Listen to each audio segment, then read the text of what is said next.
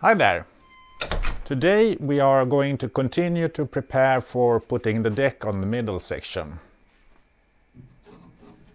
The deck is going on like this, and in order to be able to put it on, we need to have some more support under, because this is rather thin material, and as it is now, it will probably break if you put a lot of load on here, like a foot or something.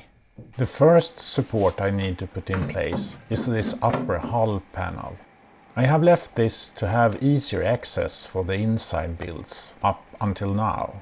But now I smear thickened epoxy on the edges, secure temporarily, and overfill the gaps along all joinings. Here, where the surface is level, I add some glass as well. The inside is already level all over, so I can cut out glass strips to bridge the gap with glass. This will make the bond really strong. With the small pieces of glass, I also waterproof the inside of the bulkhead. I also cover gaps around the dividing bulkhead as I work my way aft towards the tower bulkhead. I move outdoor to limit dust when I sand down the high spots on the joining. The next supporting structure I add is quarter rounds. I cut pieces to length along the edges. I let the quarter round continue straight to the tower bulkhead to reduce the unsupported span width of the deck. This is a compromise between strength and weight. An additional quarter round at the hull edge would have been stronger but added double weight, with marginally strength addition. I round the quarter round on the back side to make it possible to bend glass onto it later on. I continue to fit these supports in place. When all quarter rounds are dry fitted, I continue and smear thickened epoxy on the connecting surfaces. I secure the pieces in place with clamps and work my way around the edges. I fill the voids behind the supports and wipe off the excess. As I have been careful with the dry fitting, I don't need to add much extra weight in form of epoxy. The next day all has cured, so I can turn the hull, making it easier to laminate the bare supports.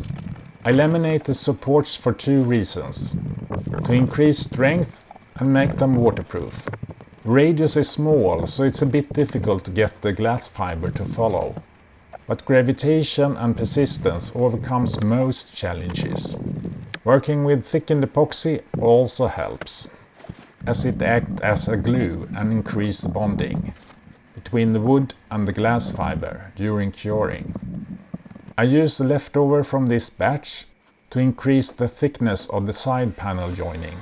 There are some air bubbles that I want to remove, so I use a heat gun to re-liquidize the half-cured laminate and open the fiber structure with the knife tip to let out the trapped air before I reseal the surface. As it's difficult to turn the hull onto the bow, here I will need something else than gravity to force the glass around the bending. Clamps give me the help I need. The day after, I can turn over the hull, prepare some lightweight epoxy filler. This one is easy to mix as it's done 50 to 50. There is a bigger gap behind the quarter round, as the hull side is not straight. I could fill this with thickened epoxy, but that would add extra weight without almost no strength benefit. The lightweight epoxy filler is as light as wood and can easily be shaped into rounded fillets. In time for the release of this episode, I sand the fillet and laminate remaining open surfaces. With the help of clamps, I get the glass to conform. Next time I will do the last preparation before I can close the deck. Please join me then.